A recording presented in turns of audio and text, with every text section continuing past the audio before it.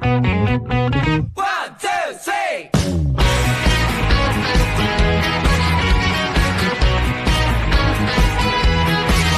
이번 시즌 롯데 자이언츠는 그 어느 때보다도 긴장감 넘치는 행보를 이어가고 있습니다. 매년 팬들의 기대를 모으며 시작하는 롯데의 시즌이지만 올해는 특히나 많은 문제를 해결하며 가을 야구 진출을 위한 여정을 계속하고 있습니다.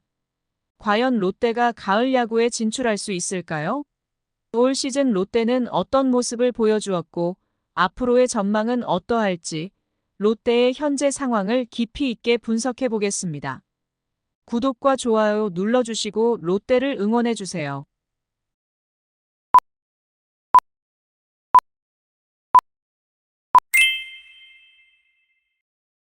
롯데 자이언츠는 시즌 초반부터 예측할 수 없는 경기력으로 팬들에게 혼란을 안겼습니다.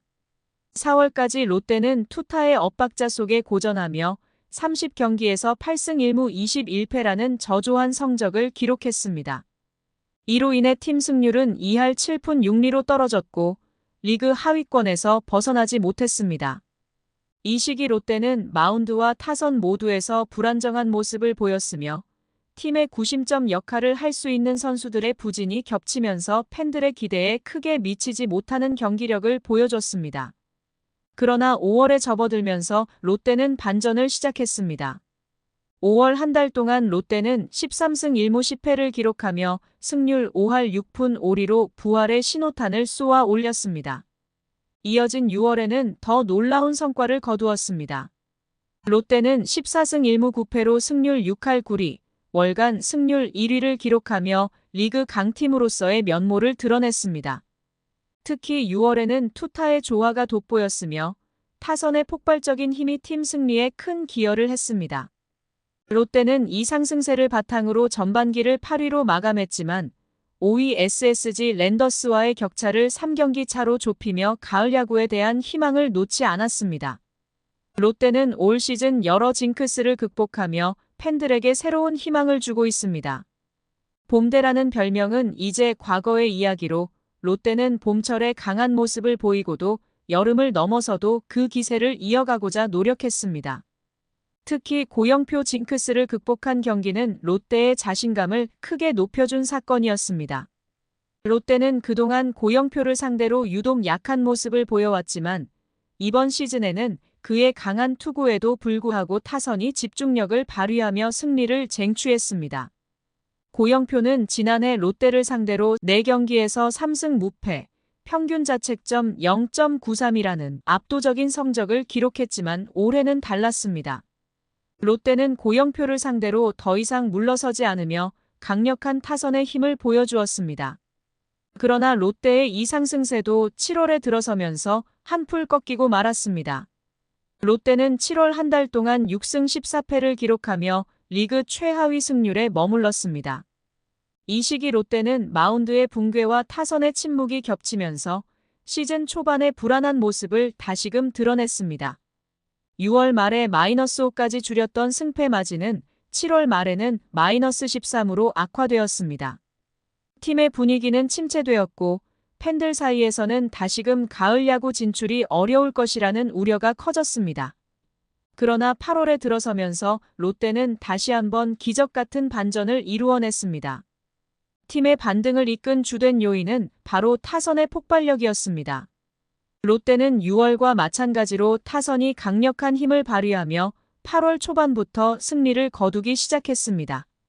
팀 타율은 3할 1푼 8리, 장타율은 5할 2푼 9리, OPS는 0.90으로 리그 1위를 기록했고 경기당 평균 7점을 기록하면서 공격력이 다시 살아났습니다. 롯데의 타선은 리그에서 가장 강력한 화력을 자랑하며 팀의 상승세를 이끌었습니다. 특히 7월 동안 부진했던 황성빈, 고승민, 손호영 등의 주전 타자들이 8월에 들어서는 활약을 되찾으며 팀에 큰 기여를 했습니다.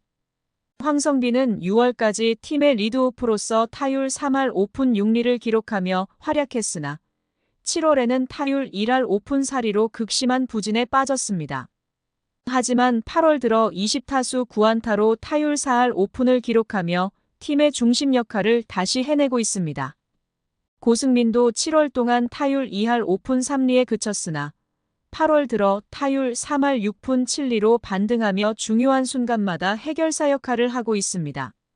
손호영 역시 7월에 부진했지만 8월 들어 타율 4할 8푼 3리로 맹활약하며 팀의 공격력을 더욱 강화하고 있습니다.